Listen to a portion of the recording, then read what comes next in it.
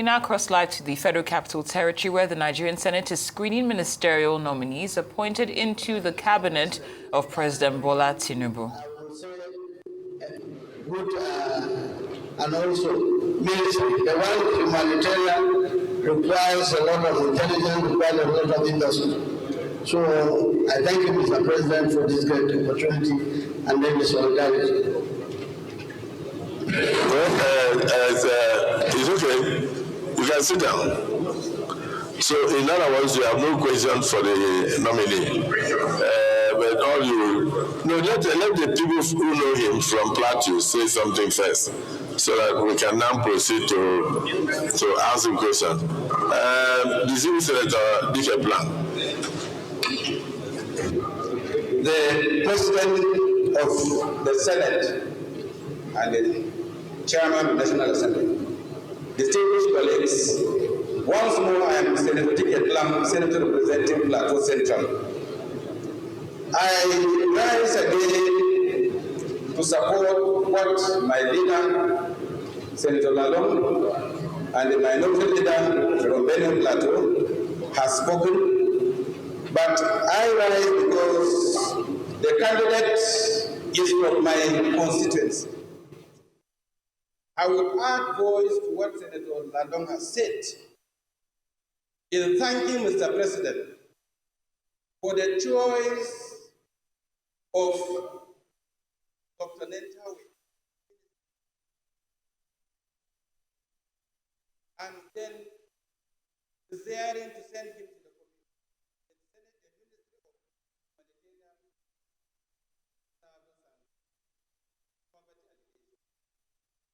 I see it as a round peg in a round hole.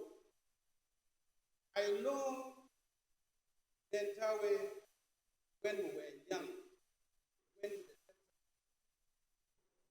Nentawe does not change. He remains the original Nentawe we knew when we were small, despite all achievements he has made in life. He has been for the masses. In fact, in his work, we lean on him to get to the grassroots. And if today the president decides that he is sending to the Minister of Humanitarian Service, I feel it's a round peg in a round hole, because that is a ministry that needs someone who is compassionate. Nentawe is compassionate. It's a ministry too that engulfs the entire country, and it needs a man with vision. Nentawe is visionary. It is a ministry that needs data analysis. Nentawe is data, and data is Nentawe. It's a ministry that needs someone who is healthy and strong. This man is healthy and strong. I thank Mr. President, and I thank my colleagues, because I know that by the time he is confirmed, I am sure that our senators representing Nigeria, the 109 constituency, will be pleased with this appointment. I thank you all, and I know that after this, we will give him an accelerated confirmation, and I am sure we will see results. Thank you, Mr. President, and my colleagues. Distinguished Senator Pam.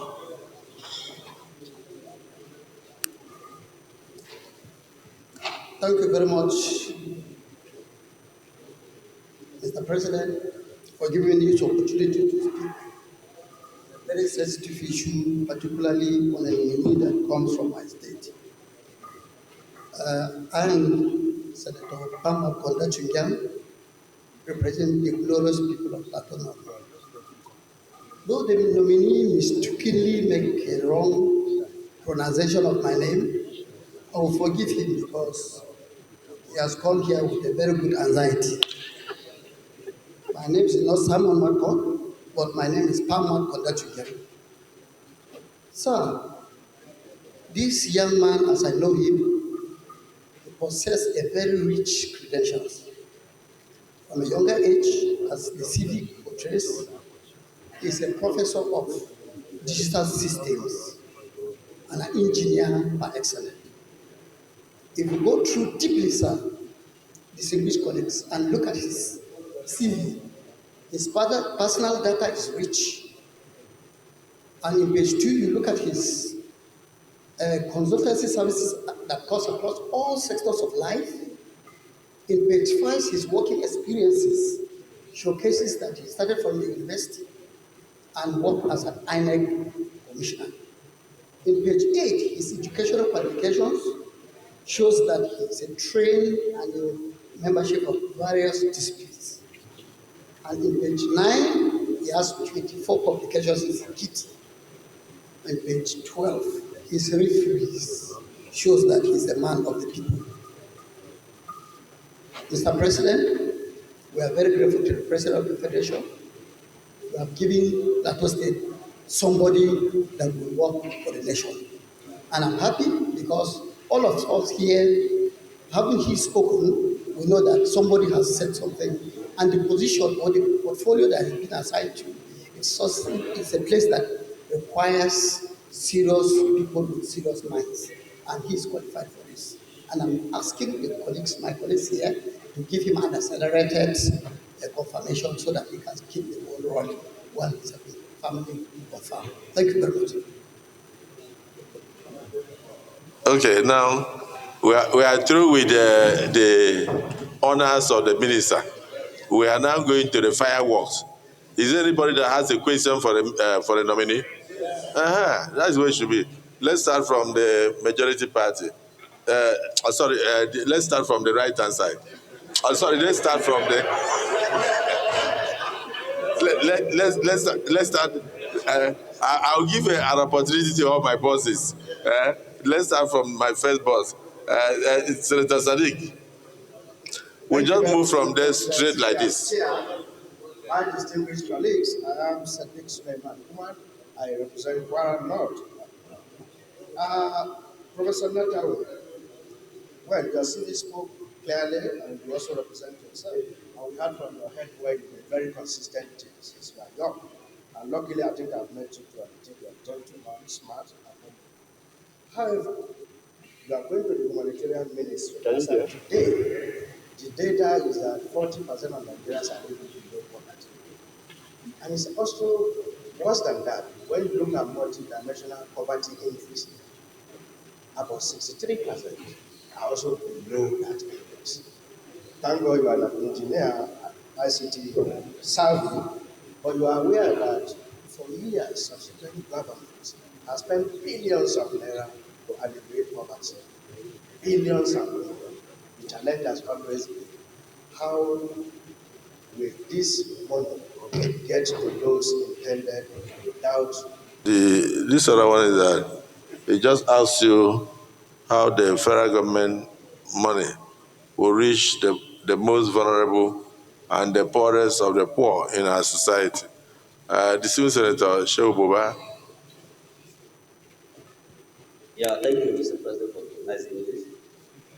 Mr. President, distinguished colleagues, my name is Shehu Umar, representing South South. Mr. President, I rise to add my own voice on the nominee, Professor Nentawe. I congratulate you, Mr. President. Mine is not a question per se. I want to make my own contribution, Mr. President, because the nominee, he is coming from Plateau State, Banshee local government to be specific, and we are sharing borders. We are neighbors. My own constituent Bauchi South, and we have a lot in common. Mr. President, distinguished colleagues, I know the nominee for over 25 years. He was born in Plateau State, but I can tell you he was brought up in Bauchi State. I know him as a civilized Nigerian, down to earth, and a very respected personality. I believe, Mr. President, have gotten the right choice for this position. I am standing to support the confirmation of the nominee. I therefore aligned my own position, the position of the distinguished three senators from Plateau State, Senator Lalong, Ketlan, and my brother, Senator Marco, for calling on my distinguished colleagues to fasten the confirmation of this gentleman. I therefore call on my colleagues to support the nominee of Mr. Nentawe. Thank you very much, sir. Well, the distinguished Senator Sheikh Buba Omar, I actually wanted us to go into questions.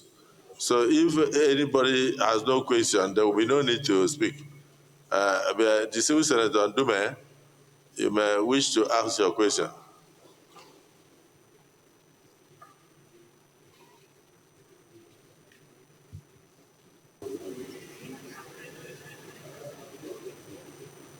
Mr. President, distinguished colleagues, and the nominee, I would like to start by congratulating you.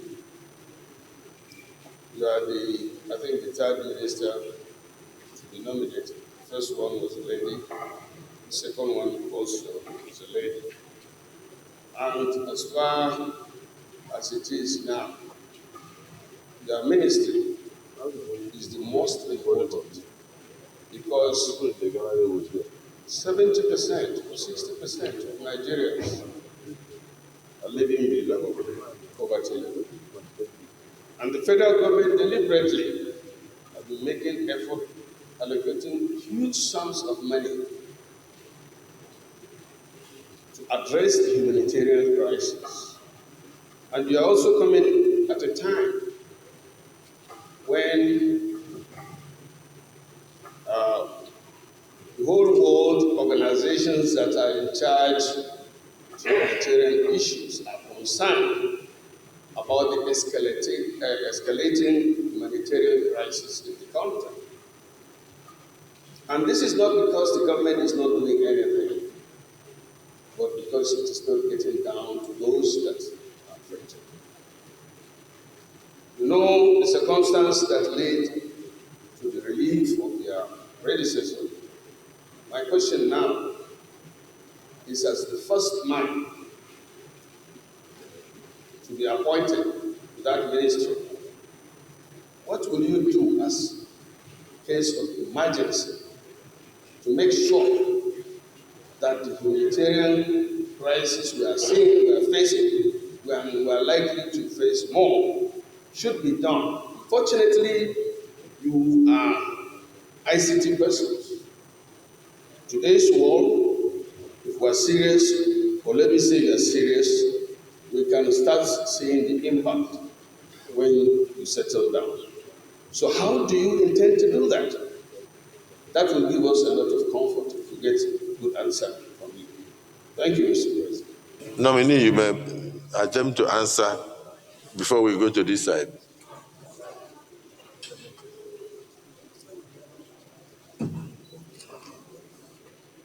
Thank you, Mr. President. Let me start with a question from Senator Sadiq Suleiman from Kwara. He asks, how is this money being voted by the Senate, the National Assembly of Federal, we get to be vulnerable across the country? Let me start this way.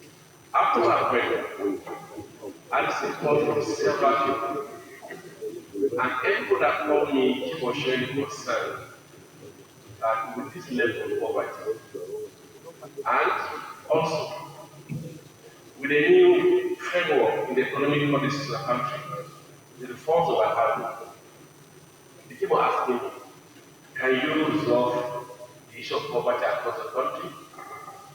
And I said, the issue of poverty reduction is also a challenge that involves almost everybody, from National Assembly to several agencies, government agencies, private sector, development partners, and other people that will be involved. But this is what I will do that maybe we can add a little bit of effort to the fight. I know that already there are states that are taken by government, and there are also states that are taken by the ministry. is streamlining and ensuring they have a register of poor people. That's the data. And once we want to address any issue in the 21st century, the first thing we do is we get data. Because data is the key in resolving challenges in the 21st century. And this is what we may do as a country or as a ministry, if given the opportunity. First is to work with agencies that we need the data from them. And the first thing we do is, if given the opportunity, because one island, we work with the National Competition Commission in getting the geospatial data of Nigeria. And if you look at the NPC delimitation, it delineated Nigeria into the six geographical zones. It had 6 states of academic at 7. The 7 are still 4 local government, then the wards, and in the wards, it goes further and the wards into what they call enumeration areas. And enumeration areas become the smallest unit that they use in distribution, in dispersing facilities. And that was what INEC has been using in aggregating that data before what they call full unit to ward to local government to state, and then to the country. And the same thing that was doing in poverty alleviation, because you must get the map of the country from National Competition Commission, get enumeration areas across all wards, and then get the geospatial data of all people distributed across the country. Now, that will also involve going back to the data of the country. And if you look at the data that we have, we say 65% of poor people live in the north, and then 35% live in the south. That's 86 million people in the north are poor, while for some people in the south are poor. But we must go further than that. Distribute these people by state, distribute these people by local government, distribute these people by enumeration areas. And once you do by what then enumeration areas. And by enumeration areas, then you know how people are in that community, how people are poor. And then when they're sharing materials, you cannot distribute the materials not going to the state. You can't say you're selling 10,000 bags of rice to Plateau. No. You're selling 10,000 bags of rice to Plateau. So number will go to the central government. So number will go to the local government. So number will go to a ward. So number will go to an enumeration area based on the level of poverty. Now, because most time we look at the statistics, because there's no partial distribution of the poor people, you can't even determine how people are actually captured in your own sectoral zone, or in your own ward, or your own community. But by just doing this alone, we cannot distribute materials to the last mile in the country. And that will help in getting data, getting the dashboard. The dashboard is put to the Senate, to the House of Rep, to the project authority, that the legislative partners, the whole country. And the visibility will bring transparency, will bring also the distribution of material across the people down to the last mile. I think that would be the easiest way that we can ensure that everybody in the country that needs to get a real material will get it. And that will also help the senators, the House of Rep, for the oversight portion will make it very easy for them, because it's dashboard for them to check, and they can make information in the communities, coming and in the rural community. And that will help us as a country to fast track the process of ensuring that we get materials to people as fast as possible. That's the first, by ensuring that we have different technology in that, different technology in distribution of the materials to the poorest of the poor. Senator Nengi. Thank you very much, Mr. Chairman. My name is Senator Abdullahi, and I represent Bauchi Central, Bauchi State. Mr. Chairman, let me join you in welcoming my younger brother, Prof, and members of the House and the delegation to the Senate Chamber of National Assembly. Without any doubt, he has said it himself.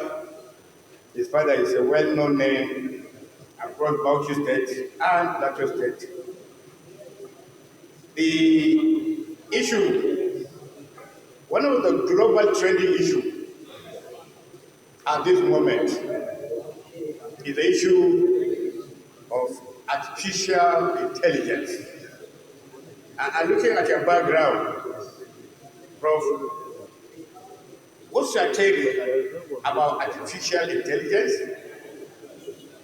And how does paying attention to the issue of artificial intelligence benefits Nigeria? That's my question. Distinguished colleagues, the most important thing is for us to determine the suitability of this candidate to be a minister of the Federal Republic of Nigeria. And even from all the comments, and if he's here to lecture us, we may not finish today. Is it the view of the Senate that he be allowed to take a bow and go? Those who support say aye. Those against say nay. The ayes have it. Prof, you may take a bow.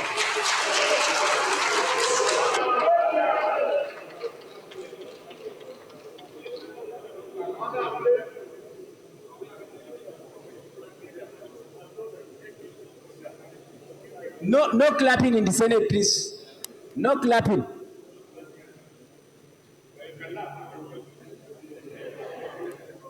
Clap, but no clap. No clapping.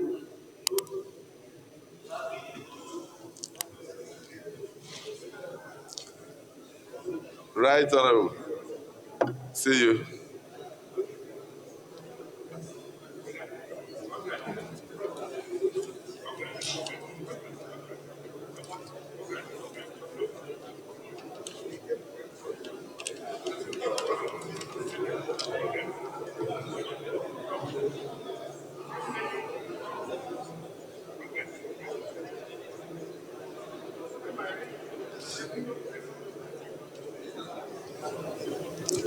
Muhammadu, Maigari, Gary, call the next nominee.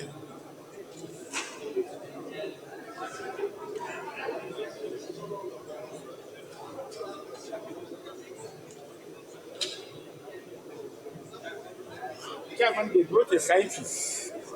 They brought a scientist. And,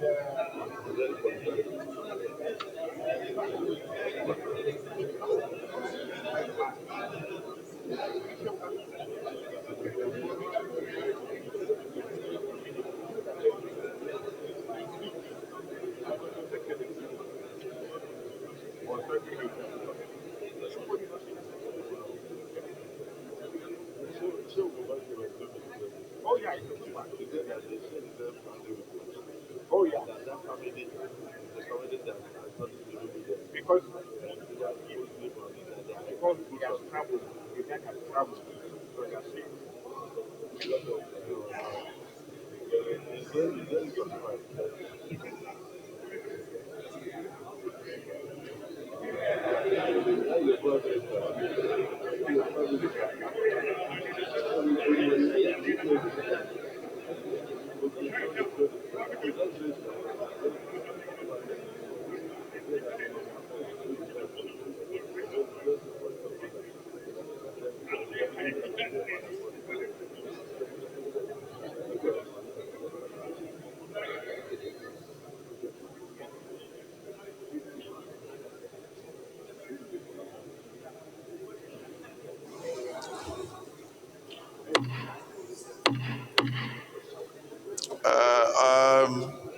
The nominee will just summarize your name and summarize your resume before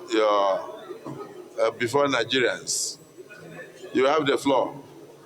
Thank you very much, Your Excellency. The President of the Senate and Chairman National Assembly, Your Excellency Senator Abdullahi of DCYN, the Deputy Senate President, His Excellency Senator Bianca, CFR, very important friend and brother. The Excellency, I need to say that he has done very well to us in the Ninth Senate. He's a member of the family of the police. Principal officers of the Senate, distinguished senators of the Federal Republic of Nigeria.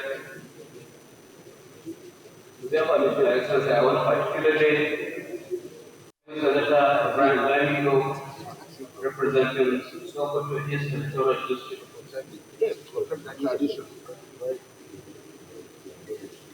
Excellency, sir, permit me quickly to give special recognition to my other senators from my neighboring states of Kebbi and Zamfara,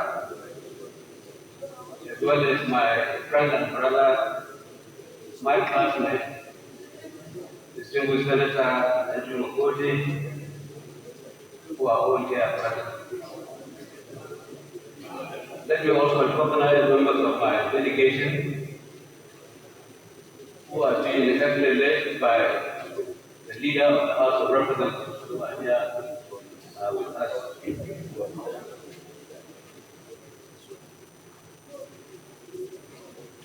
Yes, let me first give glory to Almighty Allah who has given me this wonderful opportunity to once again stand here in this very hallowed chamber before Your Excellency.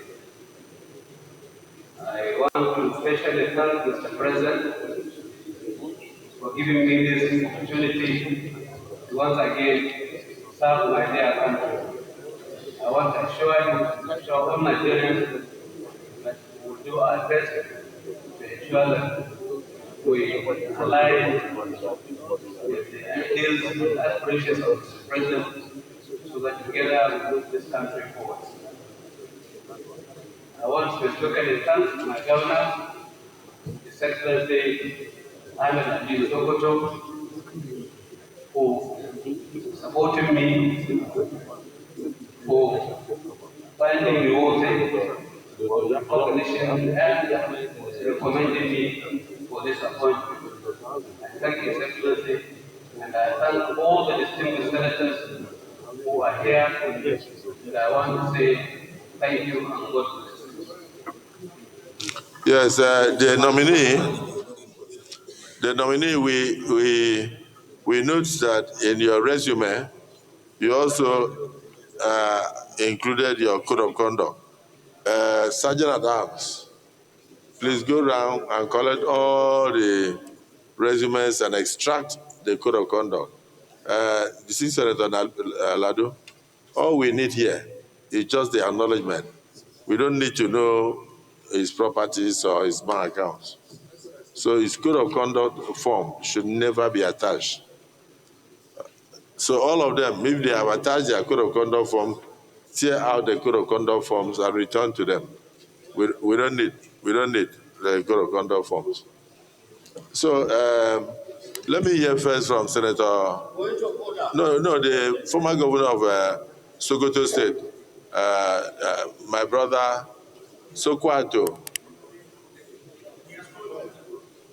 Senator Wamako. No, before you. No, just a second. Senator, Senator, I will come to your point of order. But let me hear from Senator Wamako. Please, up. Mr. President, my dear colleagues, I'm highly honored to comment about the nominee to us, who is my childhood friend, who I know 70 years ago, like that. Before he became state governor, I became district governor. And then later on, when I became governor, he also became minister. So many things that happened in our lifetime. Mr. President, I want to quickly talk about this gentleman. What I must say is that he had the qualifications to serve in the high ministry. He is a top negotiator. I know he was the government, he has spent so many level, that matters to his career until summer. So I'm confident That what we're going to bring probably the nation while in PSI. That's what about I was saying. That is present. Thank you. Distinguished Senator Sabi Yao, you mentioned point of order. Yes, sir. Thank you, Mr. President, distinguished colleagues. I want to come under order 42. If you permit me. Order 42, yes, the clerk. Order 42, you may read. By the indulgence of the Senate and the leave of the President of the Senate will make a personal explanation, although there may be no question before the Senate. But no controversial matter may be brought forward for none may be debate arise upon the explanation. Yeah, noted. Sir. Noted, go ahead. Okay, sir. To talk of the person before us, who is a former minister of the Federal Republic, immediate past former minister, who was fortunate enough to be the only person that has been returned from those ministers that were appointed. The second, I have been corrected, the second. And for that reason, I think that he was once here, he underwent a serious, rigorous screening, and I believe he's somebody that is competent. I have never worked with him in this. So, former testing service, he was someone who rose through the ranks to become what he is today. A very, very gentle, not that you can vouch for his behaviors. I therefore say, Mr. President, this place is a serious chamber which should allow What is the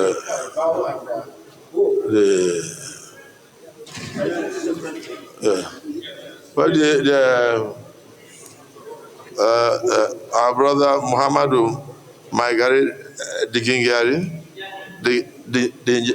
Digingari, Katukan Sokoto, your second missionary journey.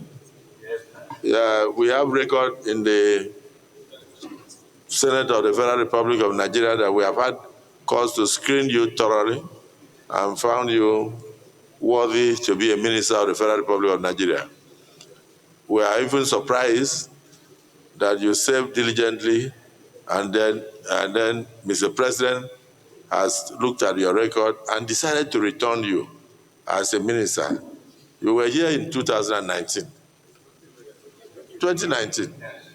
and you were screened by the Senate. You served as a minister, and you have been returned again today.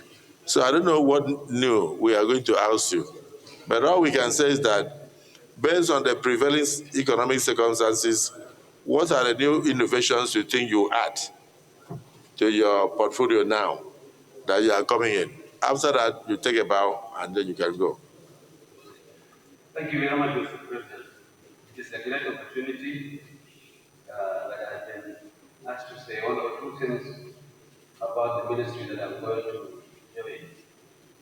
Your Excellency, I have not gone to the ministry, but from the resume of my CV here, you will see that I have served as a permanent secretary of about 10 ministries. And of these ministries, I have served in 4 ministries, particularly the Ministry of Education, Ministry of Health, and Ministry of Establishment, where you deal with labor organizations, labor unions, and had the opportunity of serving as a chairman, state negotiating council government side, and we dealt on a lot of issues related to labor matters. So this is not the first time I'm coming here to give my contribution on harmonious relationship between government and labor. I know what it takes to negotiate and to do it patiently and to listen to our friends from the other side. What is most important is to ensure that we motivate them, we listen to them, and we try to carry them along. I'm ready to do this, provided I have the support and cooperation of this Hallyu chamber, because it's all about need on one thing or the other. we can only get this through this adoption by the expressive. I want to say I'm ready, I will be willing to take everybody along and to serve this country to the best of our ability. Thank you, Mr. President. Thank you. So you will employ a system of administration by proper education of the labor and the populace, so that they will understand government policies and then they will key into it. You will consult with them, you will carry them along. It's something, it's a terrain you are familiar with. Having served as a permanent secretary for almost 10 years and having served as a minister of the Federal Republic, is it the view of the Senate that this nominee be allowed to take a bow and go? Yes. Those in support say aye. Aye. Those against say nay. The ayes have it. You may take a bow.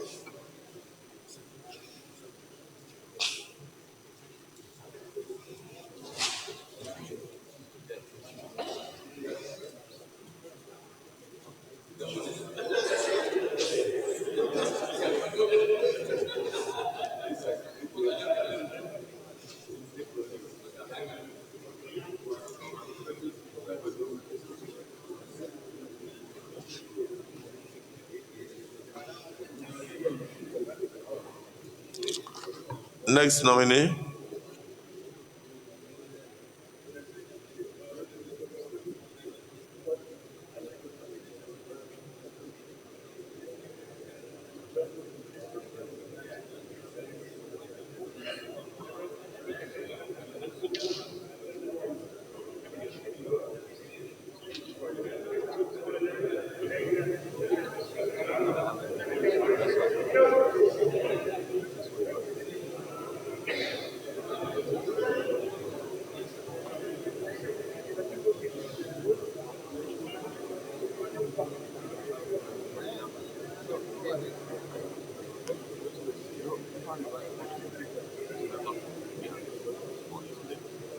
Your resume and then probably answer one or two questions from distinguished senators. You have the floor. Thank you, sir. The President of the Senate and Chairman of the National Assembly, His Excellency Senator Godswill Abdullahi, GCON, the Deputy Senate President, His Excellency Senator Barral Jibril, CFR, Principal Officers of the Senate, distinguished senators of the Federal Republic of Nigeria, my senator, the senator representing Anambra South, who tragically passed away not too long ago, the very dynamic Senator Patrick Ifeanyi, who we continue to mourn and who is yet to be buried. May his soul rest in peace. The distinguished senator representing Anambra Central, my brother, Senator Victor Ume. The distinguished senator representing Anambra North, my brother, Senator Tony Oye. I cannot fail to mention my senator, Senator Osita Nubu, and of course, Senator Enyinia Baribe of the All Progressives, Grand Alliance. I would like to start today by giving a brief introduction of myself. I am the sixth child in a family of 8. My father, the late Chief Christian Olo, and my mother, Mrs. Harold, who was a college principal. I was a devoted daughter to both. It was, I would say, one of the best experiences of my life. Because, of course, when you live in the village, it affords you a wonderful opportunity to really get close to the earth and to understand the values that really matter in any society. My elementary school was at Ojukwu Primary School, and then I went to Queen's High School, after which I transited to Upward School in Pontefract, West Yorkshire, in the United Kingdom. And from there, I went to Cambridge Ministerial College, St. Andrews College for my advanced levels. The University of Buckingham, where I commenced a degree combined honors in politics, economics, and law, and then subsequently transferred to the University of Nigeria in Ojukwu, where I obtained my law degree and law school, and a lawyer by training. And of course, I am a mother of 3 wonderful children. In public service, I served as senior special assistant to the president of Diaspora Matters, after which I served as Nigeria's ambassador to the Kingdom of Spain and Nigeria's permanent representative to the United Nations World Tourism Organization. These platforms offer me an invaluable opportunity to engage in effective diplomatic arrangements to really get a sense of what it means to interface between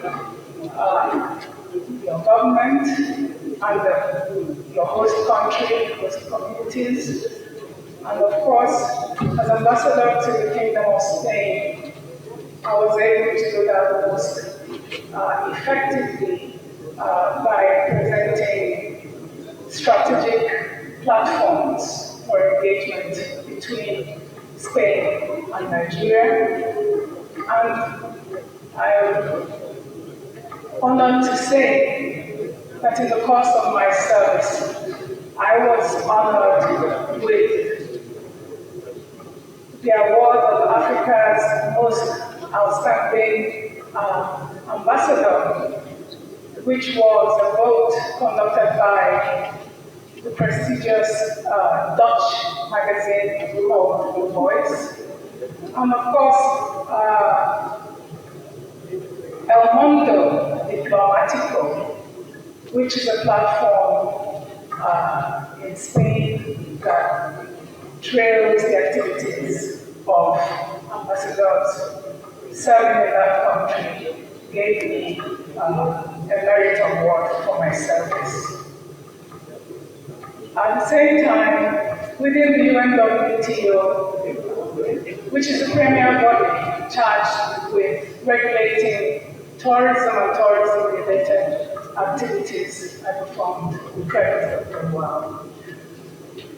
After this, to cut this quite short, I have also engaged in other public service. I was the secretary of the Truth, Justice and Peace Commission in Anambra State, set up a commission of inquiry set up to look into and unravel the root causes of insecurity in southeastern Nigeria. And I'm also a member of the Governing Council of Ojukwu University, as well as Christian Ojukwu College of Education. It is my honor to stand before you all today and to assure you that I am here. I am here because I believe that there is hope for this country. I am here because I believe that if we are all able to come together sincerely and commit to serving this nation with the focus on ensuring that we have peace, that the sky is the limit for this country. Thank you. Thank you, sir. Thank you. Very rich resume. Yes, the nominee is ready to take a few questions, but let me start. Let me start with comments. Let me go to the state of Anambra. Unfortunately, may his soul rest in peace. She comes from the senatorial district of our late brother, Senator Ifeanyi, who is not here, and the closest person, the two closest senators after Ifeanyi will have to say something about the nominee, because it's from whom that we know you. Distinguished Senator Victor Ome.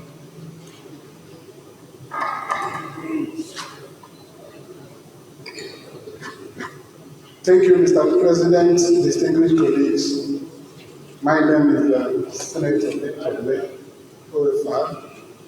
I represent Anambra State First Ministerial District. Mr. President, when I was coming to work this morning, I assured myself that I will not be overwhelmed by emotion when Her Excellency steps into this chamber. And we have all listened to her. Nobody can fault her qualification to serve this country in any capacity. She is very intelligent, very, very charismatic, and very beautiful. You can see. I asked her to do her beauty when she comes to me. Please restrict your comments to her resume. Her resume. Because you know why I'm saying that? Senator Ome, restrict yourself to her resume. Otherwise, we'll go into social media and Google. I will ask a question: who touched my Bianca? Mr. President, you know too much. So let me say that you will expect this kind of acting from me, because Her Excellency Ambassador Bianca, her nomination is very significant and also very historic. If you listen to her concluding remarks, you will see that she's somebody who has a passion for peace and well-being of this country and for inclusivity in all the things we do in Nigeria. I have the privilege of serving as the national chairman of APGA for 6 years. I served for 10 years, but for 6 years, the husband, Dim Ojukwu, was the leader of the party, and I was the national chairman. I worked very closely with our iconic leader and with Ambassador Bianca, who was always around and involved in all the things we do. I want to say that Ambassador Bianca possesses the intellect and the ability to work for Nigeria in the ministry she has been given to oversee, Minister of State for Foreign Affairs. She has experience as an ambassador. But I say that her nomination is significant because of her husband, the Ojukwu, who we very much revered. And there's nobody in this chamber who will not know the importance of that name, the Ojukwu. And for her to step into this chamber to be confirmed, screened and confirmed as a Minister of the Federal Republic of Nigeria is indicative of the fact that we are trying to put the past behind us in this country. Apart from her personal attributes and qualities, she carries with her a burden bearing that name because her husband was all and all. Ambassador Bianca, in this mission, we are with you. I support you. I will always support you because we had so much in common with the APGA that we built and developed. Even in this chamber, I'm called Kokoro. And I want everybody will support. I know countryman will support. I know that. So what I'm saying is that with her joining the federal cabinet, Mr. President, we are looking forward to opening more doors to reconciliation and many other things to come. I know that my brothers will speak and this Senate will support you. But when you go, remember that you have so much people looking up to you. All those things our dear brothers stood for, continue to canvass for them. Continue to canvass for the policy of rights. Thank you. Thank you very much, Mr. President. Thank you. Yes. Distinguished Senator Nentawe. I said it all, but I need to add a few things. Mr. President, distinguished colleague, this is one of our best. Incidentally, we were never in the same party together. She was of APGA, I was never of APGA. But this Holy Chamber should have said above party affiliations. I must commend and thank Mr. President Ahmed Bola Tinubu for recognizing this woman for this appointment, irrespective of party affiliation. It's not because of only the fact that she was with our late sage, our undisputable leader, when he was alive, took care of him when he was alive. It's because this woman is an epitome of excellence. She's very cerebral, she's very articulate, very eloquent, very, anything you can think of. Ebullient lawmaker, ebullient lawyer, and arbitrator for that matter. A product of University of Nigeria, a great lioness, a woman who is a bridge builder.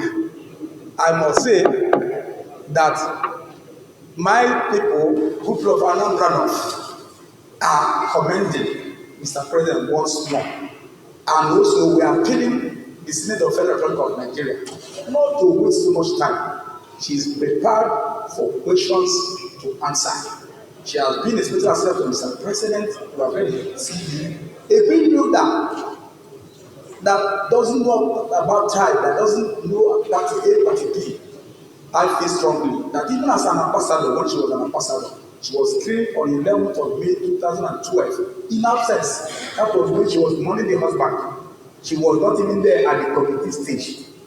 But because of her resume and her record, the then Senate Committee on Foreign Affairs screened her, and the Senate of Federal Republic unanimously approved. I'm appealing to our distinguished colleagues, led by our great-in-law. Let them not find any hesitation to clear this woman, our jewel, our ivory. Young Bianca Polo. I so submit. Thank you, sir. Ojukwu. Well, at this stage, I don't know whether there is any other thing we can say. Please, off your mic. distinguished nominee, you can see that your people are solidly behind you, and they can attest to your character, your integrity, and your ability to serve your nation. So let me hear from your maternal home, distinguished Senator Ositango. Thank you, Mr. President, and my Is it paternal home? Both. Oh, both paternal and maternal. Okay. Mr. President, the beautiful nominee standing for us. I said restrict yourself to the rest people. Forget this word beautiful. I said restrict yourself. Restrict yourself. She didn't put in the CV that she's beautiful. Is that what she put? Where? The CV says beautiful Bianca.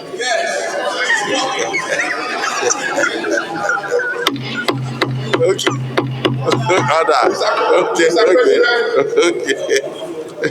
Mr. President, Bianca Olivia Ojukwu Ojukwu is my sister from Wo, in the local government of Enugu State.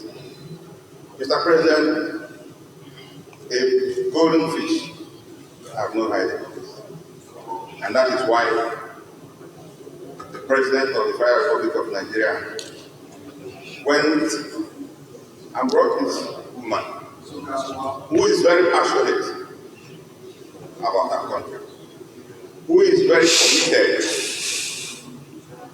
to see the growth of this nation, who will give all that is within her reach to make sure that this country gets to a greater height. Mr. President, you see, when Mr. President announced the nominees and put them in ministry where they are going to serve, it makes everything easier for us. Because she is posted to where she has absolute confidence and competence, where she is going to make a huge impact to this country. She's a lawyer and also a professional in diplomacy. The Sergeant at Arms, give her a seat. Mr. President, who else? Give her a seat. Give her a seat to sit down. Sit down and jot down. Sit down. Sit down. No, we don't want any disaster here.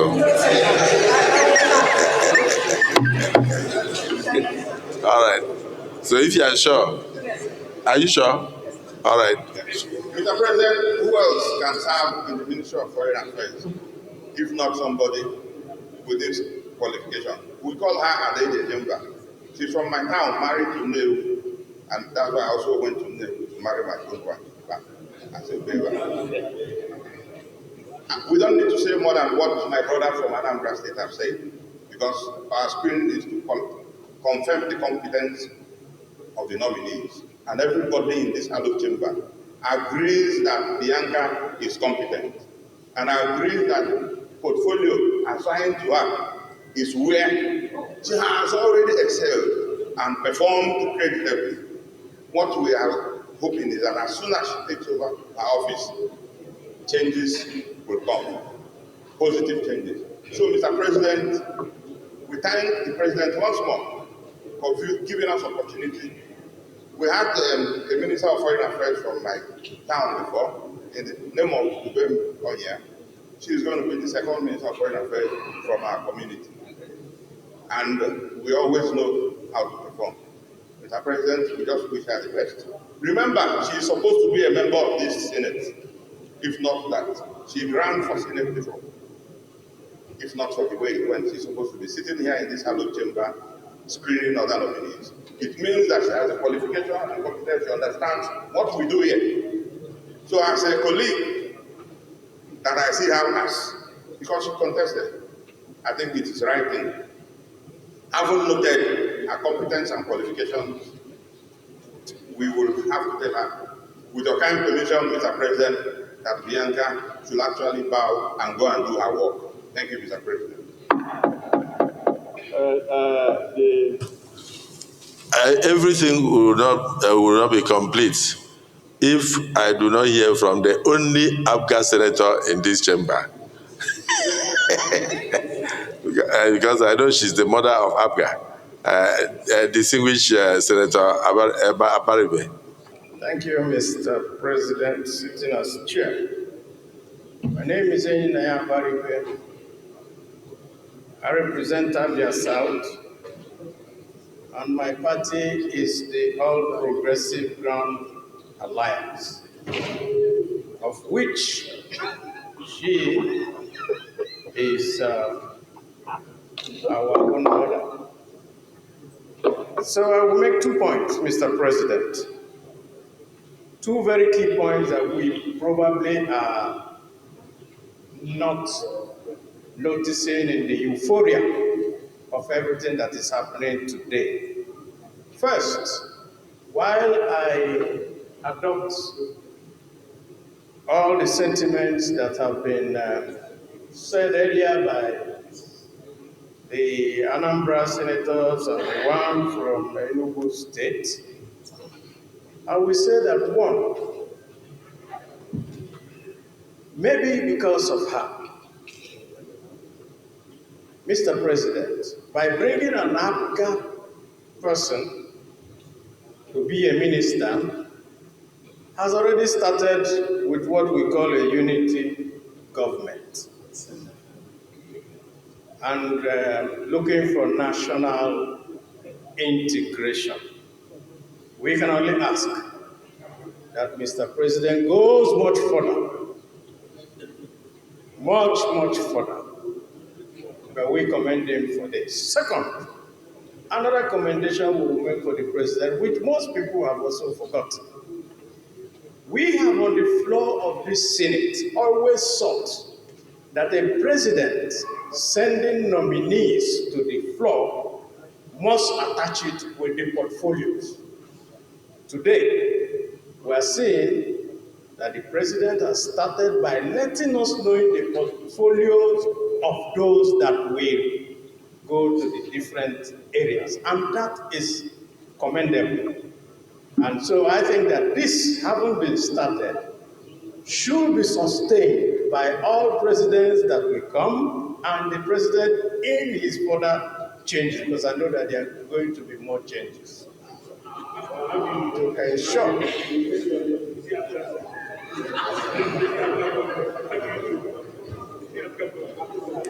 yes, what I mean is that maybe more Abga people should come to help this government. I thank you, Mr. President. I commend Mrs. Bianca Ojukwu, and I urge my colleagues, seeing these 2 elements that have accompanied all the nominations that have come today, that we allow Bianca to bow and go. I so submit. Well, distinguished colleagues, I know that Senator Abaribe is worried about what happens to Abga after this. So, and I saw him moving from seat to seat, asking people why. So, I decided that he should say something. But I want to thank you for commending President Bola Ahmed Tinubu, GCFR, for going across party lines to seek for the best of the best to save our country. And most especially, making the job of screening and confirmation easy, and even easier by attaching portfolios to the would-be ministers. Unprecedented. Now you can ask questions directly, relating directly to the portfolio of the minister. And like you said, no other president has ever done it. And no other person would have done it except President Bola Ahmed Tinubu, having been a senator of the Federal Republic of Nigeria.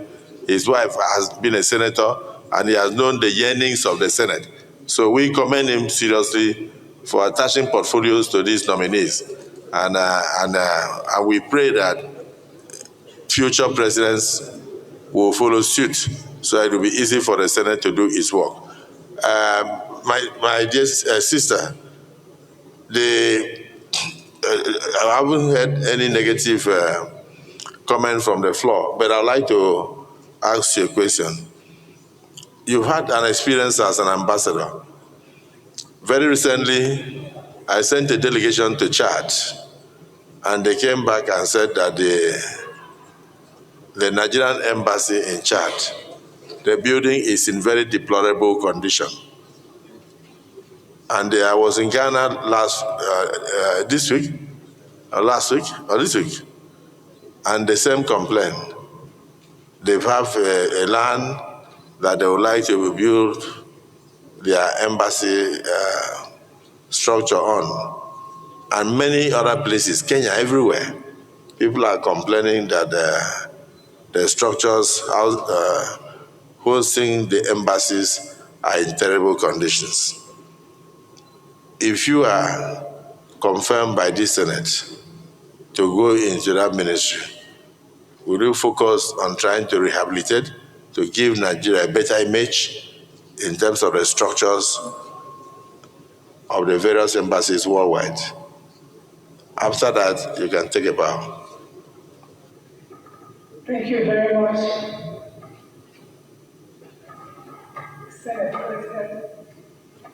In this respect, distinguished senators, I would like to say that my past records speak for me.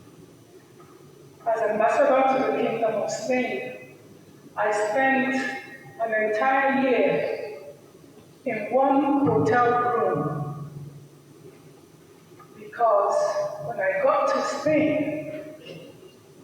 the mission building was in such an appalling condition. Together with very dedicated officers, we conducted massive renovation works, not just of the mission building itself, giving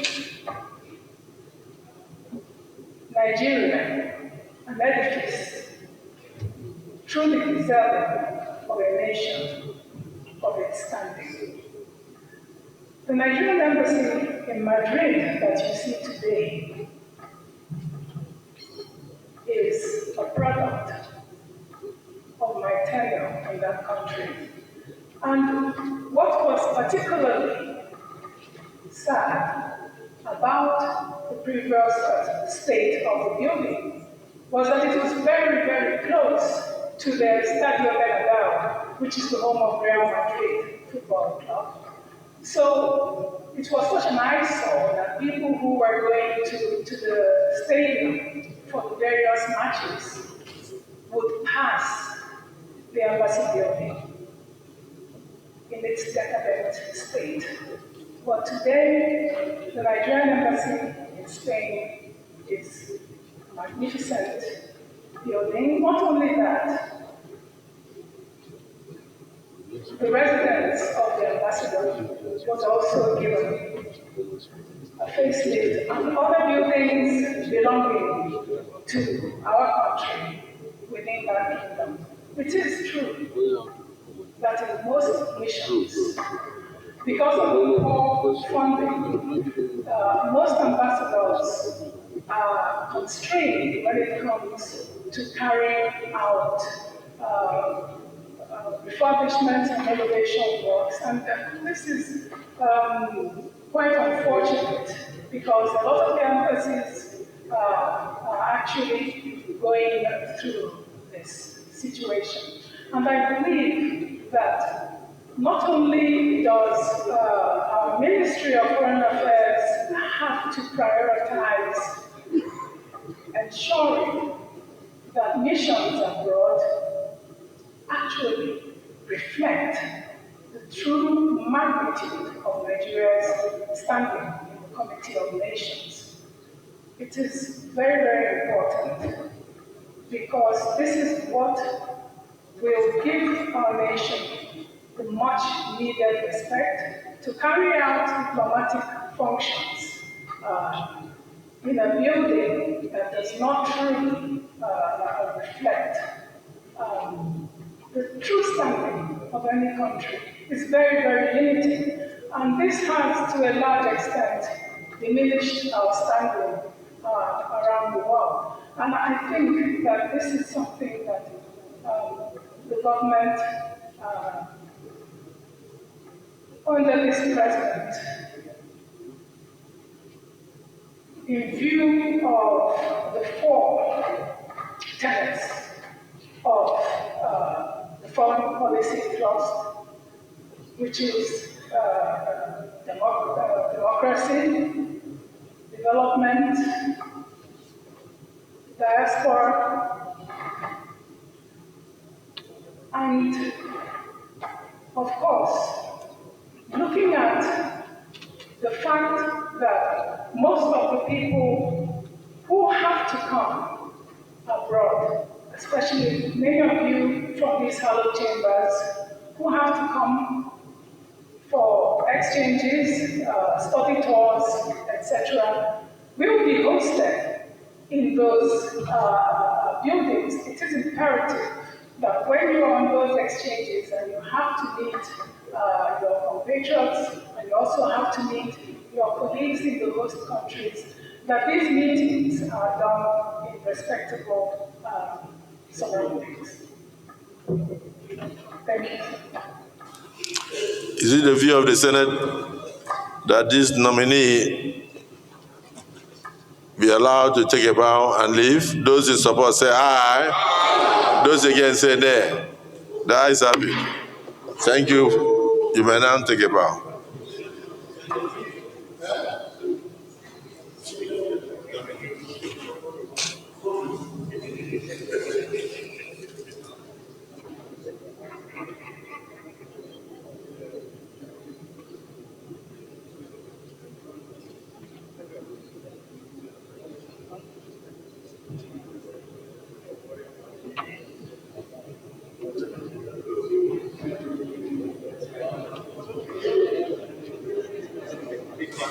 The next nominee is Right Honorable Yusuf Abdullahi Atta. Right Honorable Yusuf Abdullahi Atta.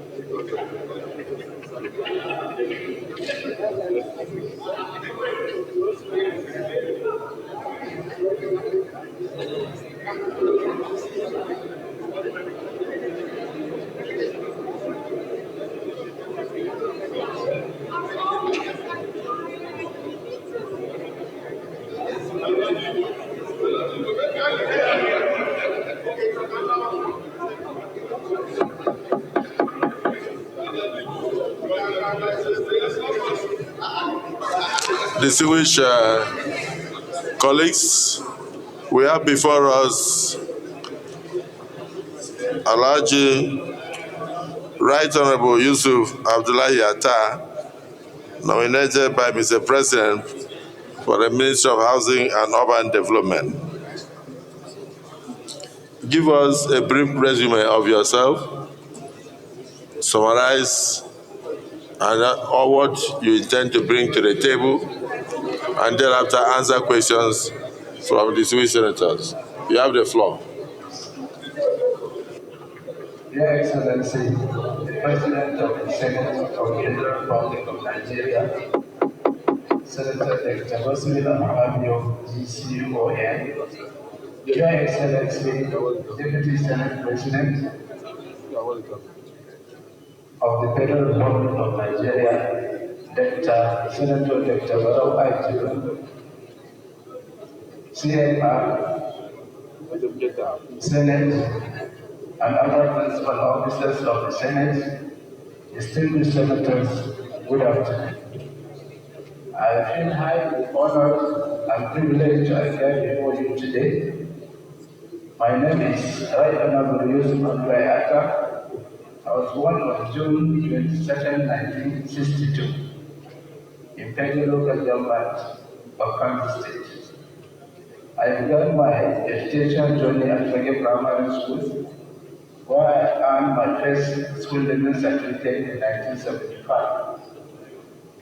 Thereafter, I attended Kano Community Commercial College, where I obtained the West African certificate in 1980. From 1980 to 84, I studied for a Bachelor of Science degree in Economics at Bayero University, Kano, and upon graduation, I did my state Yilwatda National Service program in Sokoto State from 1984 to 1985. In furtherance to my academic courses, I completed my master's degree in development studies between 2000 and 2002 at Bayero University, Kano. Prior to my nomination as Minister of State for Housing and Urban Development by His Excellency the President, Bola Ahmed Tinubu, DCFI, I was appointed by the National Assembly through this August Senate as the Federal Commissioner of Kano State in the Public Complaints Commission from July 2024 to date.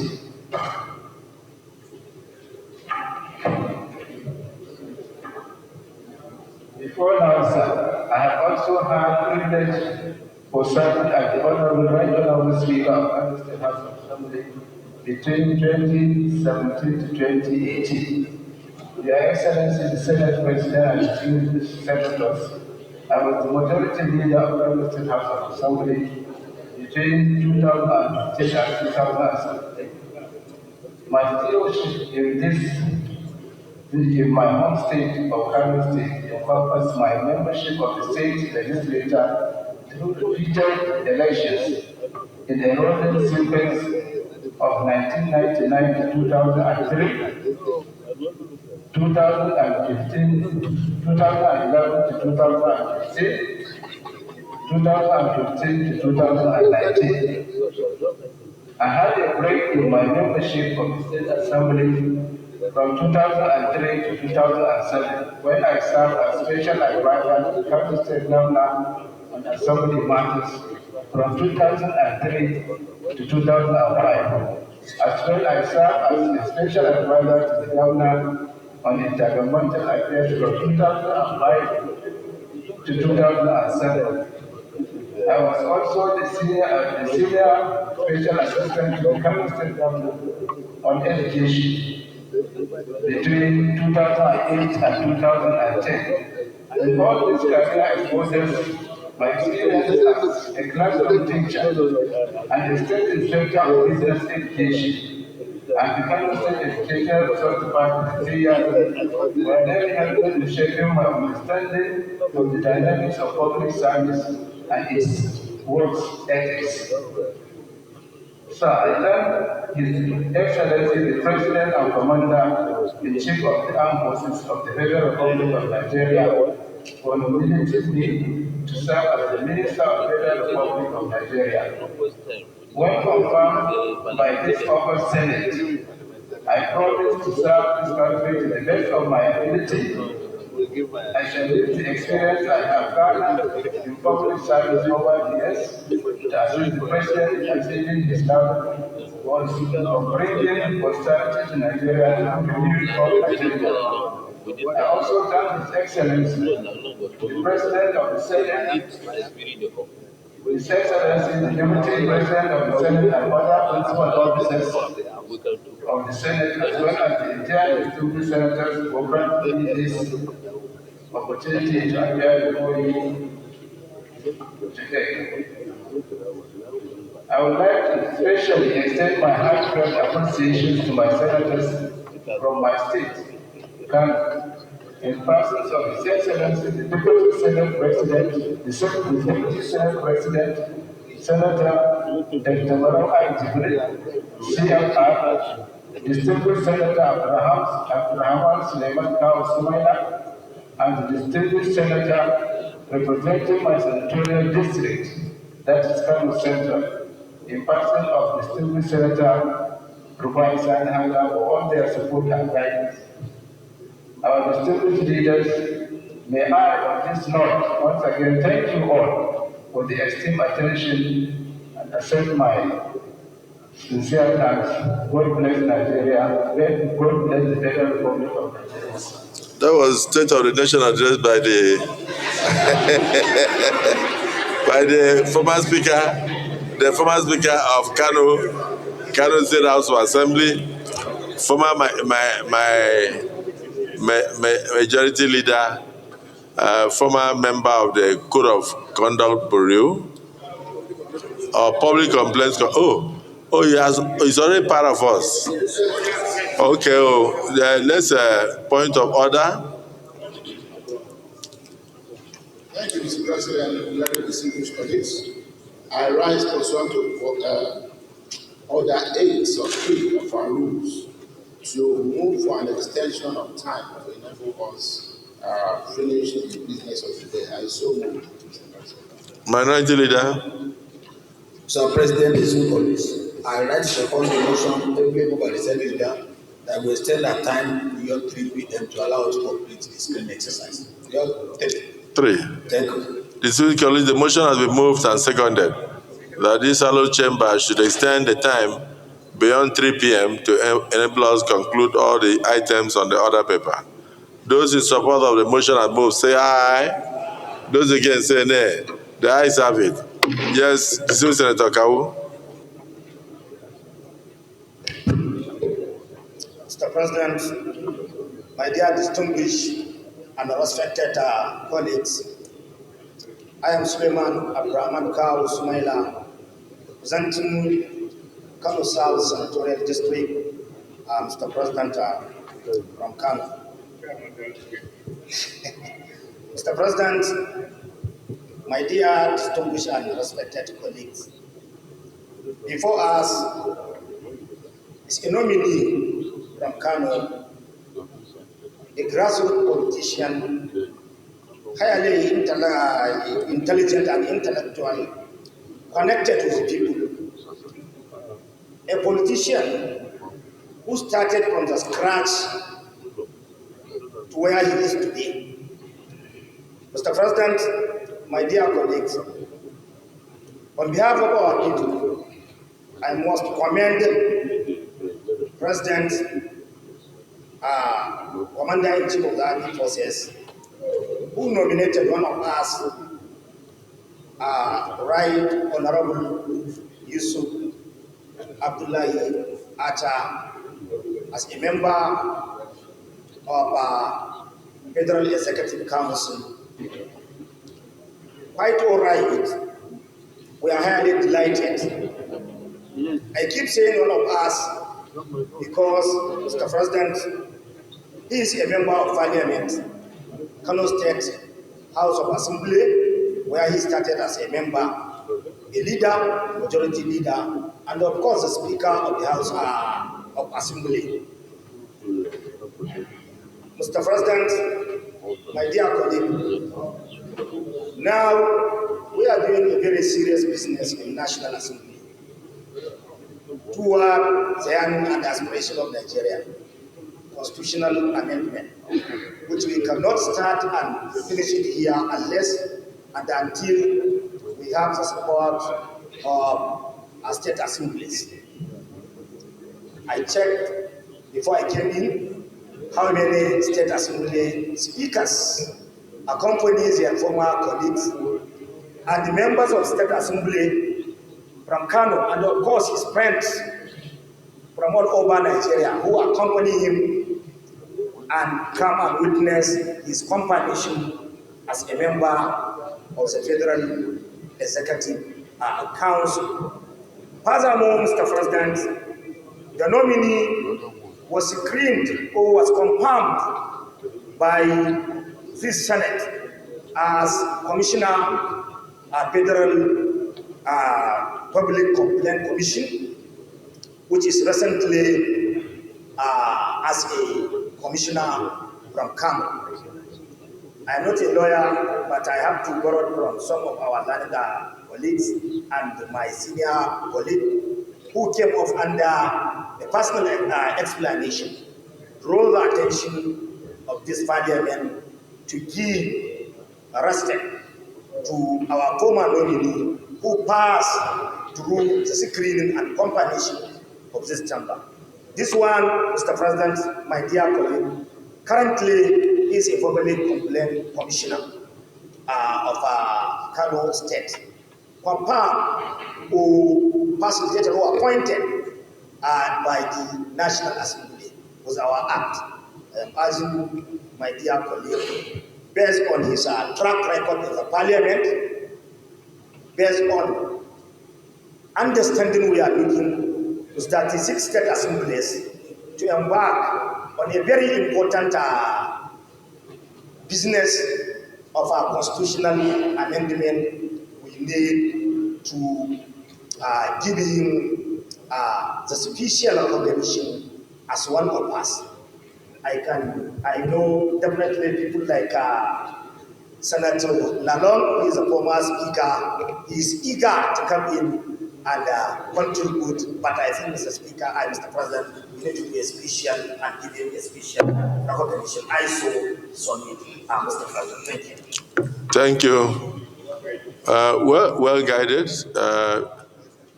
Senator Ethan Williams, you were once a speaker. What do you want to say now? Thank you, Mr. President. My name is Senator Ethan Williams. I represent Crossriver Central. I want to speak on behalf of former speakers to say thank you. When Senator Hanga, say something.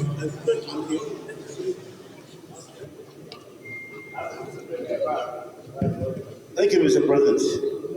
I'm Senator Bianca, representing the Kano Central, the Central constituency where he comes from. Wow. Mr. President, all was said by my brother Klaus Mela and others, but I was just to say something. Despite the fact that I certainly endorse that we allow him to go and go, based on the tradition of the Senate, to always honor our colleagues. Being a former speaker, I want to say this, that his appointment as a minister certainly encourages me to call back from different parties. And he is a political juggernaut. I know they are there to, I'm threatened, sir, but I support him. I support him 100%. But I'm not president. He was my political ally, Mr. President. He was my political ally before, but he's now with you. And I think something must be done, sir. I'm your brother, sir. You must do something about this. You have to protect me. Thank you very much, brother. Please, sir, my esteemed colleagues, esteemed colleagues and friends, let us allow him bow and go without any further question or comment. Let him bow and go. He's already a minister with the grace of God. Thank you very much. The civil senator Anga, you are protected. The fact that you are from a different political party in Kano with the nominee will not in any way threaten you. You are a good man. You have an impeccable character, and you are a team player. And I'm very certain that even Kano will join the center by 2027. So you'll be among those in the vanguard. So you are protected. The Deputy Senate President have carefully picked people from Kano, from Senator Kawu to Senator Hanga, and then now to you. Despite your party differences, you are all united in saying that the former speaker and the former, I think it's still in the PCC, Public Complaints Commission, and former majority leader should be allowed to take a bow. So shortly after you make your remark, I'll put the question. But before then, the nominee, you are going to Ministry of Housing and Urban Development. How do you hope to provide houses for the vulnerable in the society? And what will you do to increase the quota of affordable housing units in Nigeria? Because things are very difficult today, and then a lot of people would not like to be homeless. Do you have any idea of any policy that you hope to bring forward?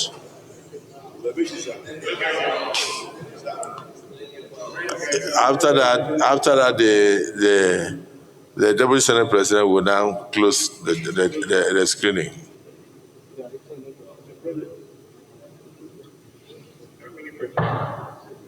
Excellency, sir, going by my experience of serving in Kano State Housing Corporation for some years, I feel even though there should be difference between the state corporation and the whole federal ministry, but I don't want to make some comments or beat above the bush, because the policy of this administration is 82 years now. So please, I need to probably take over and see the handling over of the ministry and know about the policies of the government about housing before somebody can put key in and put his input in whatever he's thinking about. I want the housing corporation. We had a popular program in Kano State Housing Corporation of owner occupier, which most of our civil servants benefited from. So I have that idea, but I don't know how it will fit in the policies of this administration. So sir, I need to go to the ministry, take over, see the policies, how far they have gone, then to see how I would put in my best into perfecting the policy and achieving how to grow in Nigeria, sir. Yeah, so in other words, you are committed to ensuring the availability of more affordable houses for Nigerians. Yes, Deputy Senate President. SB. I thought you would give it the honor to Bianca, but you decided to ask him a question. Anyway, thank you, Mr. Chairman, Mr. President, Chair. I wouldn't have said anything, but to quote the fact that Senator Councilman has spoken, Senator Vice Adanga has spoken, people doing from the party in the state and in the country as well. Sorry, in the country, but their party is in my state. Well, principally, I want to commend and thank Mr. President for nominating this gentleman. Secretary I said it all. He's a strong grassroots. Somebody who started from scratch and goes to the top, just like our president. That's why we are always eager to see with our president, because he's someone, in fact, since the inception of democracy in this country from 1990 to date, there's no time whereby elected a president who started from scratch to the top. That's why we began from scratch to the top. That's why he knows all about his country. He knows all the nooks and crannies of his country. Tell him about one state, tell you the political configuration of one state. Talk to him about the state of Akwa. It's just like an encyclopedia. He tell you central keys, that keys. He will tell you the names of the stakeholders, what are stakeholders, but it doesn't matter in those areas. That's why he has he decided that this gentleman should be nominated because they understand the configuration of Kano State. So he fits into the arrangement, Mr. President, to bring about inclusion. To bring about inclusion. And you can see my friend and brother, senior brother, is threatened. He said he's threatened because of this, what is called sagacity. He's someone that is loved by all and sundry, the youth, the ulama, students, women, business community. Everybody likes it because it's an house with them free. He's going to take the message of Mr. President down to the whole of business in the entire of Nigeria. That's Chicago Central. That is the core of Islam, where you have sheikhs, the sheikhs, the important part, the traditional institution is connected to them. He's a student of, well, I don't want to name because he's a student of sheikhs. So, Mr. President is wrong, and that's why we are proud of this. Besides that, he was one of us, in fact, he was appointed by this same August. He's still an appointee. He said because he had not resigned, he's going to resign after we have appointed him. He served very well in the legislature of Kano State, majority leader, speaker. In fact, just like what someone said the other time, it's a round peg in a round hole. The president of this country, we need to commend him for looking around to pick people like nominee folks. And I tell you, and I want to confirm to you that Kano is now taken over by APC Inshallah.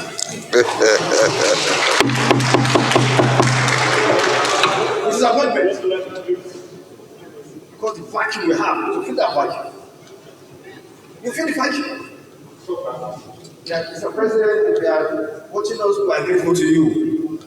You love Kano. Just recently you gave us the headquarters and also the World Commission. Just recently. Kano is grateful to you. We shall continue to support your government. We shall continue to help to strengthen your desire to bring prosperity to this nation. Mr. President, allow this gentleman to bow and go because it's time. He deserves this very important privilege enjoyed by seasoned legislator, former speaker. I so submit. Thank you.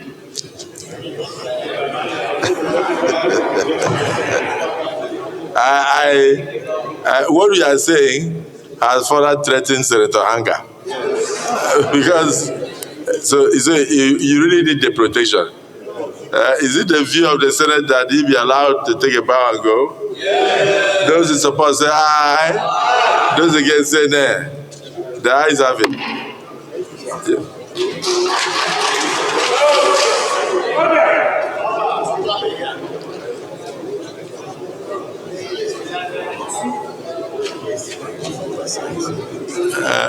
Yeah. But I wanted the deputy to go.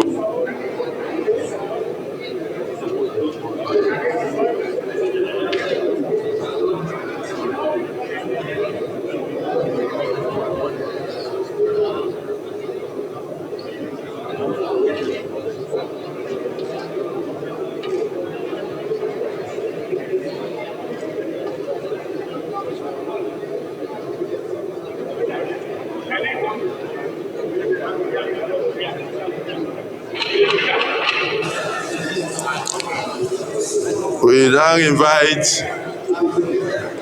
Idi Mokhtar Maya to take the stage.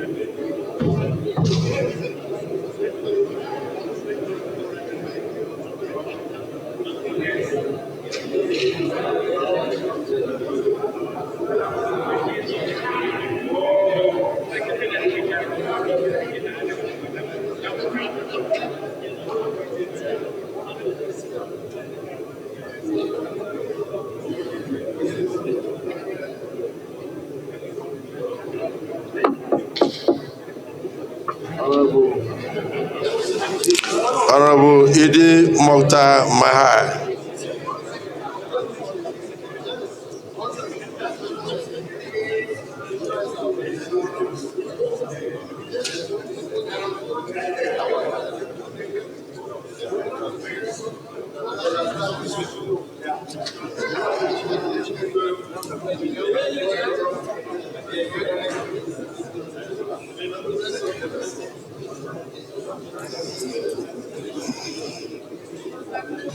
Summarize your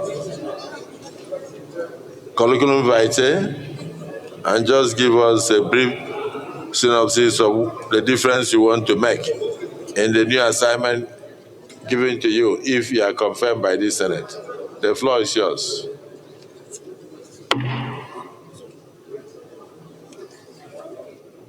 The President of the Senate, Chairman of the National Assembly, for IPOCON, the Deputy Senate President, Senate for CFR, Principal Office of the Senate, distinguished senators of the Federal Republic of Nigeria. May I also recognize the 10 senators from Adamawa State, that of duty.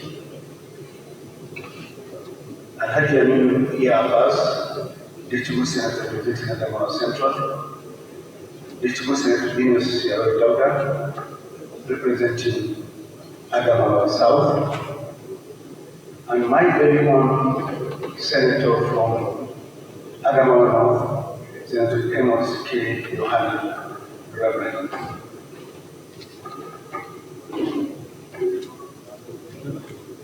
My name is Idi Mokhtar Maya.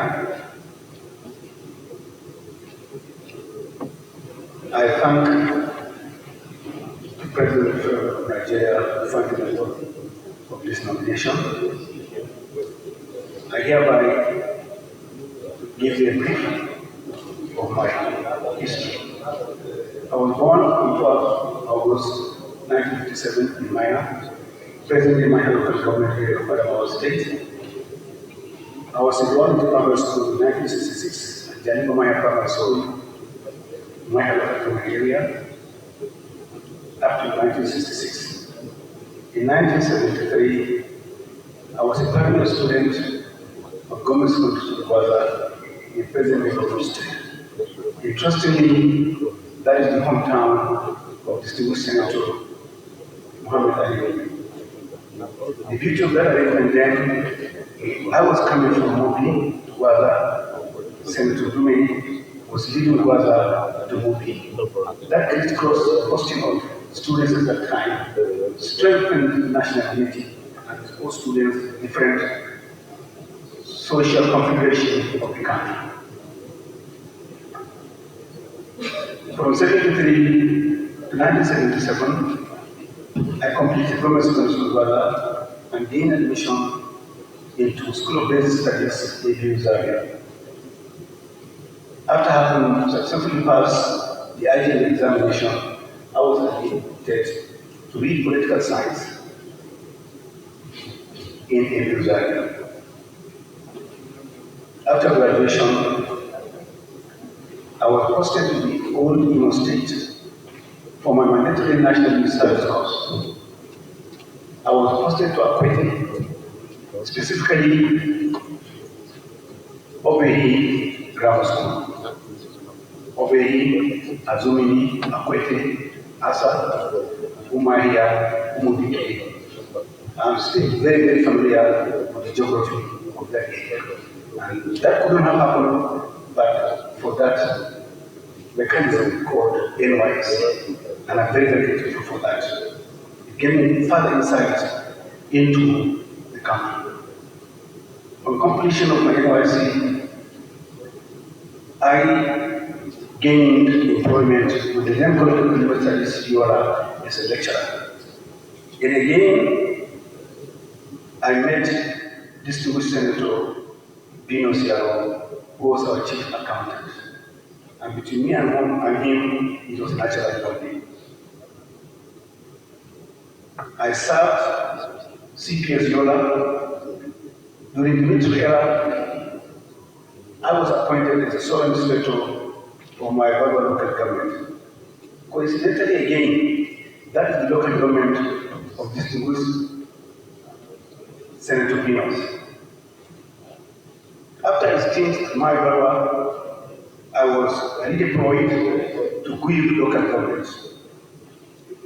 After having completed that assignment, I was the pioneer director of College of Administration and Business Studies of Adamawa Polytechnic, which took over from College of Business Studies Yola. In 1992, thereabout, I applied and was employed by the then Nigerian National Petroleum Corporation as a personnel officer. I rose to the position of General Manager, General Review Services, later deployed to HR, Human Resources, and was also posted to Nigeria LNG as General Manager, Human Resources. That gave me a further insight into the management of oil and gas. The LNG today in sub-Saharan Africa is one of the most successful oil and gas companies. After 3 years of service at the LNG, I was deployed to Kaduna Refinery and Petrochemical Company as Executive Director of Services. In 2016, we were working on Maigari on certain reforms corporate-wide, and I was nominated to serve on that committee. So the nominee, yes, sir. You can just go to the end and say you are ready to serve. Yes, Mr. President. I was appointed the managing director of Kaduna Refinery and Petrochemical Company. I am, with all sense of humility, the first non-technical managing director of refinery in the NPC. I have, all along the line, incorporated a farm called Zaini Farms that was deeply involved in modern animal husbandry. Mr. President, distinguished principal officers, distinguished senators of the Federal Republic of Nigeria, I am here before you called upon by Mr. President to come and serve at a higher level to serve our country and move it forward, particularly the livestock sector. Mr. President. Thank you. From your resume, we wouldn't leave here today if we had to listen to the things you have done. So I think the president took his time in selecting this set of ministers. I'm very, very, very impressed. So the senior Senator Shehu, you want us to take Binus first? Binus Yaro. Yes, just you have 1 minute so that we can have 1 or 2 comments. Thank you, Mr. President, distinguished colleagues. My name is Binus Yaro.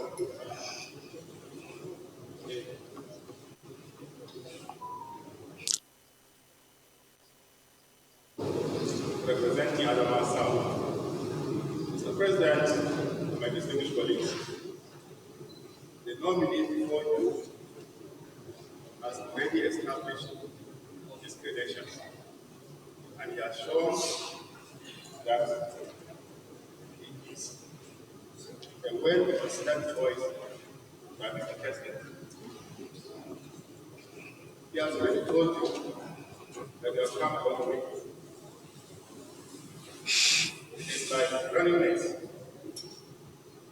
When the SPS, where I had gone before, he went to ABU, where I had also gone for justification. He worked with CPS, where I was the chief accountant, and he joined NNPC, where I was already working. So, Mr. President, by his submission, especially the concluding part, upon retirement, he set up a farm that not only train crops but also train animal husbandry. And this farm is a well-known farm, and it is a modern farm in Kaduna State.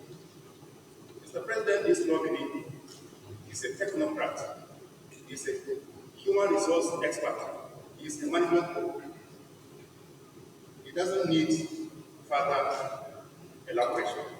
So, Mr. President, I ask my colleagues to allow him to just give us a vision, because he has shared the vision for the new office he's been appointed to with us, the senators of Adamawa State, yesterday. So he can just share that with us, and then we'll have to think about it. Thank you. Thank you. Reverend Amos Johanna, distinguished. Mr. President, distinguished colleagues, I am Amos Johanna, I represent Adamawa. The nominee standing before us comes directly from my senatorial district. That has been explained. I just want to go further to say that this appointment is a round bed in a round hole, and that is not just a cliche, but something that has been proven. Having run the livestock industry for the last 19 years, with modern methods and technology, is eminently qualified to drive the livestock production of this country. Let me also add that in all the livestock development committees that Mr. President has set up under Professor Tina, the nominee has participated all through the sessions, and the blueprint that has been produced is a very technical member of that. And so he is going into a ministry which he has helped develop already. So you will need that ministry running for anyone. With this, Mr. President, I want to use the voices of the people of Adamawa North and by extension Adamawa State to thank His Excellency the President of the Federal Republic of Nigeria for this very, very good choice to put the livestock industry in Nigeria on the very right pedestal. We thank Mr. President, and we will ever remain grateful to him for honoring us by picking one of our best to serve in this government. With this, I recommend and I will move that though we are not afraid, because he is qualified to answer any question in livestock production, but he can take a bow and leave. I so submit, Mr. President, and I'm grateful. Thank you. If you notice, while you were talking, the microphone came alive, which means that as a man of God, God opened your microphone for all to see and for all to hear. God of resurrection resurrected your microphone. Clerk of the Senate. Clerk of the Senate. I hope you noted that. I noticed you were shocked. I've been asking him, I said, people are not hearing what distinguished senators are saying. He said, they are working on it, they are working on it. We are tired of working on this. Look at, if not because of Reverend Amos, you see, once you brought that your ecclesiastical voice on the microphone, everything opened. No, before I put the question, Senator Shehu Boba, you wanted to use 30 seconds to say a word. Yes, sir. Thank you, Mr. President. My name is Yusuf. Mr. President, first of all, let me congratulate the nominee for being nominated by Mr. President. And Mr. President, I want to share or adopt the sentiment, so to say, by the two distinguished senators from Adamawa states. Well done. Distinguished Yaro and distinguished Senator who just spoke. Now, sir, the nominee is very much knowledgeable, versatile on the modern husbandry. And you can see that, sir, he understood the interests and the intricacies of farmers' others crisis. Mr. President have done a right choice by nominating this man. And the rest assured, he was part and parcel of all the committees that came up with this idea of livestock ministry. And I believe he is capable to take this position. Mr. President, I'm calling on my distinguished colleagues to also confirm the nominee by Mr. President. Thank you. I saw submit, Mr. President.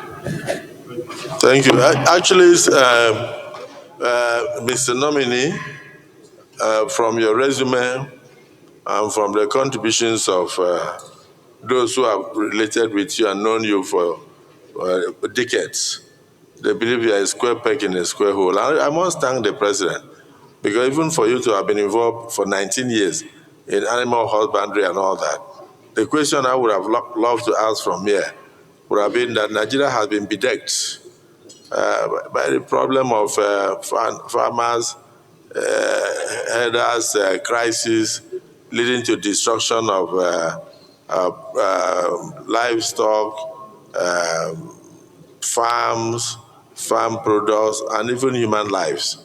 Now that the President has decided to bring up this virgin ministry and to put it under your care because of your experience, can you just use 2-3 minutes to tell us what you think you will do to hit the ground running to bring all these issues to an end? Because with your appointment, I believe the people of Benue Plateau and others will have relief.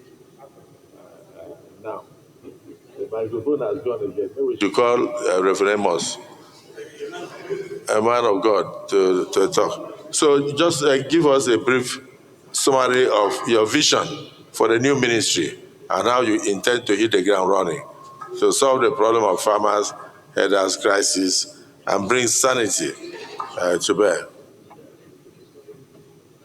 Thank you, Mr. Senate President and Chairman of the National Assembly.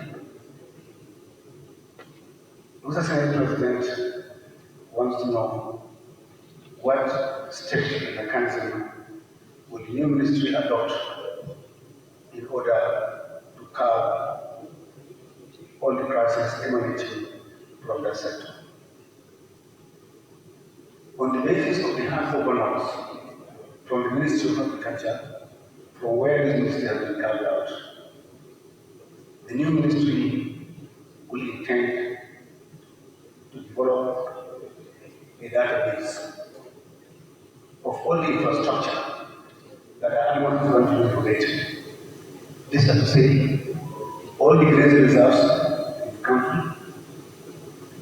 also want to know all the categories that have been mapped out.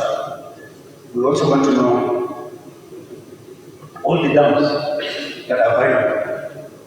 From there, we'll drill down and make sure in the immediate, those drinking reserves that have no legal encumbrances, that is to say that they have been gazetted, we analyze the situation. What is their holding capacity? Do they have sufficient grasses? Do they have sufficient water? Are there clinics, veterinary clinics, etc., etc.? To our understanding, hardest movement, there's a push and pull factor. The push factor from the north is the absence of fodder and water. We believe that feed and water is livestock. You can have grass where there is no animals, but you can't have animals where there are no grasses. In the immediate, our intention is to incentivize all herders and other animal rearers to remain where there are grasses. And the ministry will intend to work with other critical stakeholders to make sure that this vision is realized. The next distinguished senators is to do massive sensitization. Sensitization is in the sense that critical stakeholders. we want to, it is a battle of the heart and mind. To know that the herders have a stock that has value. It's beyond cultural value. It is a business. It is such, it is an investment. And it is more profitable if you centralize. We intend to encourage people by building those incentives across all those 417 grazing areas in the country to make sure that those areas are suitable and have sufficient grass and water to contain those animals, so that the desire to move out will be needed in the valley. In this wise, we will require the support of solidarity of the National Assembly, the state governors, local government chairmen, and prospective communities. These are the most important stakeholders. I believe these stakeholders, once we sit down and map out those low-hanging fruits from the Presidential Committee on Reforms of Livestock, we will be able, in the not-distant future, to address the situation. Thank you, Mr. Senate President. Thank you so much. Senator Danduse, you said you have advice for the nominee before he takes a bow. Thank you, Mr. President, yes, for giving me the opportunity to speak on this very important ministry. I'm Senator Danduse Muhammadu, representing Katsina South. I want to use this opportunity as a minister who is saddled with a very difficult task, because most of this criminality that is happening in Nigeria, you need to work as a minister to have a critical stakeholders meeting with the planning herdsmen that are moving from one part to another. Because if you look at the modern technology that is happening in most of the part of the world, especially I was in Netherlands, I have seen how they are partnering. I was in China, I have seen how they are doing. Because this incessant killings that is happening in Nigeria is uncalled for, and it is creating a lot of problems between different nationalities in Nigeria. Nigeria is blessed, so we have to use all mechanisms that are important to ensure that that movement is stopped and modern partnering is being embarked in this ministry so that it will stop, because the obsolete systems they are pursuing. That is what is causing most of these challenges in most of the part of the country, not in the south, not in not also in the northern part of the country. My area, my zone is one of the leading zones that even the British came and established settlement. And if you can collaborate with Natri in Zaria alone, I believe modern partner can be embraced to carry out a very good, sustainable animal production and a lot of animal development in terms of what you are so. So, Mr. Minister, my respected colleagues, this is a very important, and it will reduce 75 of the criminality that is happening in this country. Thank you, Mr. President. So that is like an advice to you. Yes.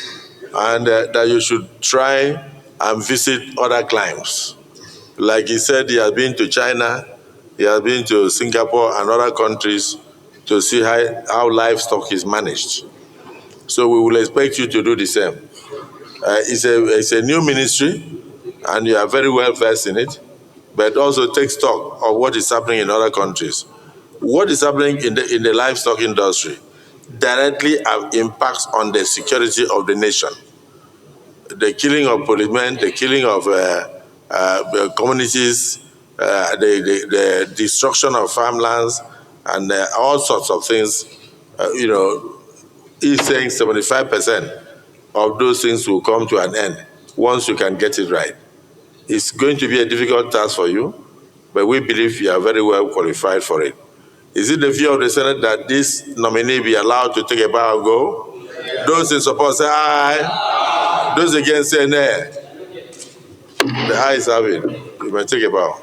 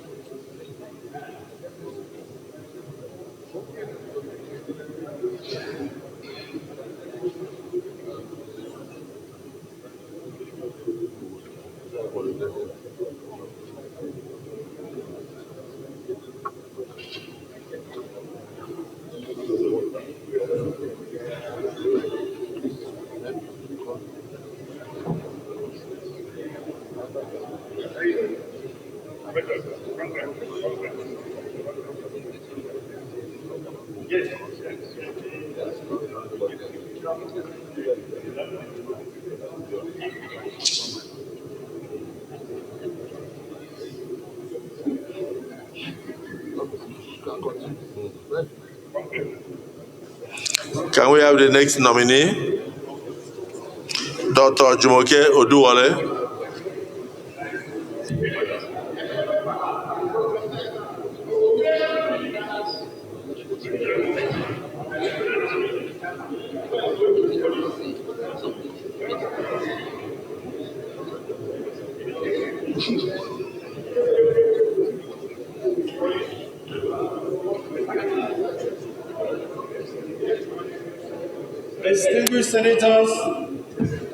Distinguished senator, please come back. Leave the nominee alone, please.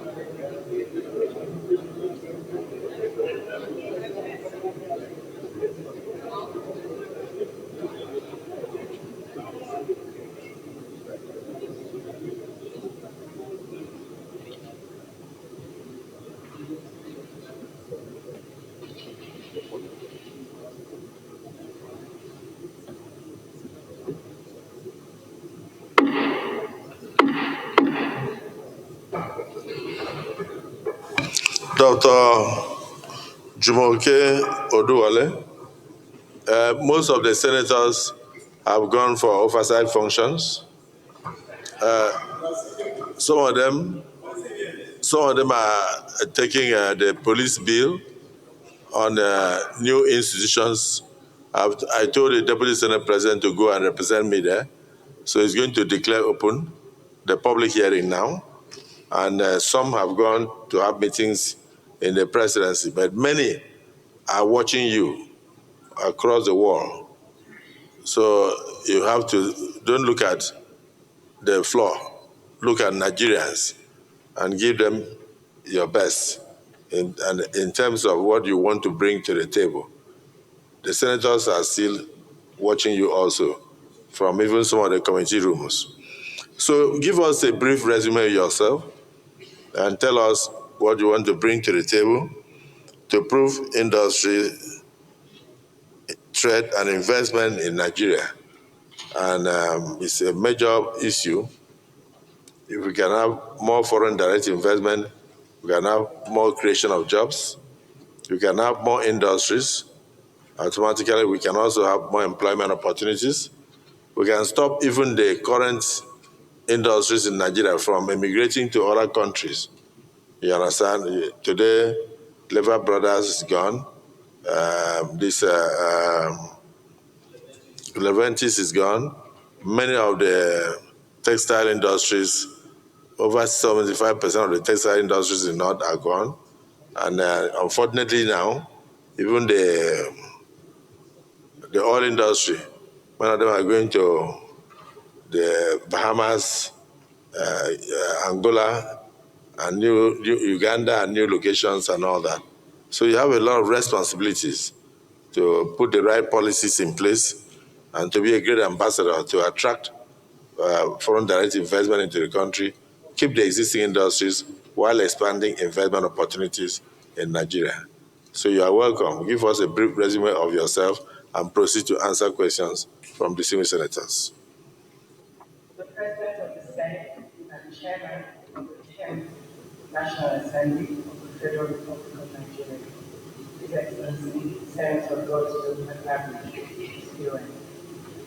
the Deputy Senate President, His Excellency Senator Rabiu Jibrin, CFR, the principal officers of the Senate, distinguished senators of the Federal Republic of Nigeria, particularly the senator representing Lagos Central, my distinguished senator, Sani Wasiu Eshinoku, distinguished senator Oluwati Adebule, representing Lagos West, and distinguished senator Adetokunbo Adebule, representing Lagos East. Thank you for the opportunity to appear before you today. Please permit me to start by first thanking God Almighty for today, and His Excellency President Bola Ahmed Tinubu, GCFR, for this nomination, and for the confidence being reposed in me to serve our great nation in the capacity of Honorable Minister for Industry, Trade and Investment, if declared by the Senate today. I'm the third of 4 children. My late father, Professor Abdullahi, was a surgeon and the first Vice Chancellor of Lagos State University. My mother, Mrs. Tara Folashade Abiodun Olumide Nisholana, was the first female registrar of the University of Lagos. I am married with 2 children. I started primary school at the University of Lagos Staff School and attended Queen's College, Yara, Lagos for my secondary education. For my undergraduate studies, I attended the Faculty of Law of the University of Lagos and was called to the Nigerian Bar in 1999. I obtained my first master's degree from Cambridge University, England, with a concentration in commercial law, and then earned a second master's degree in international trade law, as well as a doctorate degree, both from Stanford Law School in the United States of America. My doctoral dissertation centered on negotiation asymmetry across several areas in the commercial and international law space. Since 2015, I have been on loan to the federal government of Nigeria first as Senior Special Assistant to the President on Industry, Trade and Investment, and subsequently as Special Advisor to the President on Ease of Doing Business, both in the Office of the Vice President. I am currently the Special Advisor to the President on Presidential Enabling Business Environment Economics PED and Investment in the Office of the Vice President, a position I have occupied since October 2023. Thank you for the opportunity to introduce myself. Yes.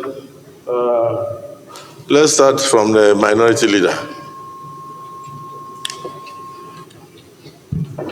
Thank you, Mr. President, distinguished colleagues. Once more, my name is Muhammadu. Once more, let me remind all of us here that the nominee standing before all of us here is a great advocate. And as a great advocate, a great advocate. What does that mean? Product of the University of Lagos. Huh? A product of the University of Lagos. Akoka, Lagos. Akoka, Yaba, Lagos. Oh, okay. And that institution is actually a citadel of learning in Nigeria. Well, I was just speak to the resume of the nominee because the way you sounded like somebody who was. That is why her whole educational achievement that has culminated in the Harvard School in the Massachusetts started. So that's the foundation. And so, sir, I only want to say at this moment that great advocates are always excelling in whatever position they find themselves. Senator Muhammadu, those who belong to Pan Drinkers Club, what do they call them? You got it very right. At the University of Lagos, I was the director of the emblem, if you know what I mean. So, sir, on a very serious note, looking at the very rich resume. Please, Mr. President, I need your protection from the minority leader who is trying to distract you. Mr. President, standing before us is a nominee who is not just a brilliant and accomplished thinker, but an extremely decent person. She worked as a banker. One of the major responsibilities of this ministry to which she's been posted is to also manage and oversight banks, the Bank of Industry, African Bank, and some other finance-related institutions are a part of this ministry.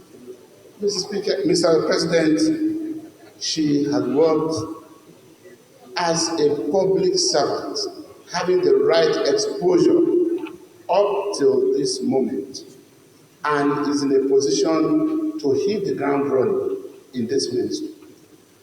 She has worked as a teacher, lecturer, senior lecturer in the university, including the Lagos Business School. Her exposure, her education, her upbringing, child of a renowned professor, child of first female registrar of a renowned university. And those of us who also know her and members of the family, both the nuclear family and the extended family, can attest to the fact that she will be a round peg in a round hole. My only concern for her, Mr. President and distinguished colleagues, is just that Nigerians who are familiar with her antecedents and the international community who understands her understanding of the language of development and the language of global best practice standards will have so much expectation from her. That is my concern, and I know by the grace of God should be able to live up to that expectation. I can go on and on, but I won't, because I know time is of the essence, and I don't want to deny my colleagues an opportunity to speak. But let me just say that I believe the confirmation of this nominee by this hallowed chamber will be the right thing to do, and also would have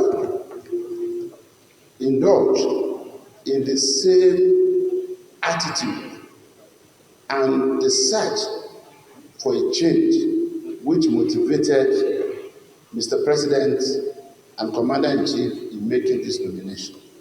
I thank you so much, Mr. President. Thank you. Deputy Senate President. Mr. President, just before then, please. The special advisor, make sure all these code of conduct declarations inserted into all the CVs are removed. All we need, this one is there.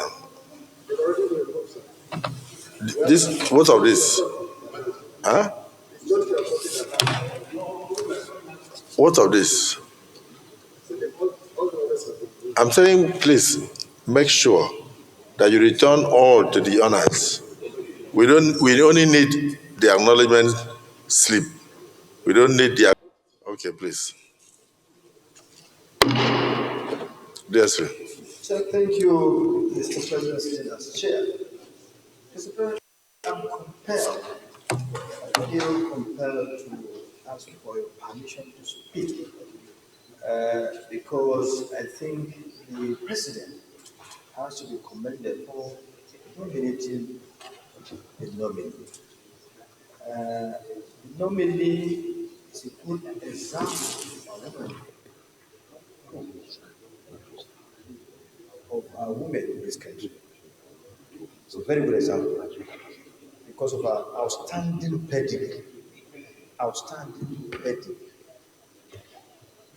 She began from Queen's College, did law. After Queen's College, she went to University of Lagos, did law, but she was not satisfied. She has to go to Cambridge to do law again. Then moved to Stanford, an Ivy League college. Moved to another Ivy League college. MIT in Boston. This is amazing. So you want to ask her how she will bring all those, qualifications to bear in her job? No. What I'm saying is because I've seen people with a lot of certificates. I've seen people with certificates and grammar, and they don't even know the meaning of democracy. Just in Edo State, there we had a governor who ruled for 8 years with only 10 members, and in also in 14. And he went to all these grammar schools and all that. Let's concentrate on what she will bring to bear, and how those how all those degrees will culminate into tangible benefit for Nigerians. Nobody can give what that does not have. She has a background. I'm sure, going by what she has done so far in public service, she'll do more.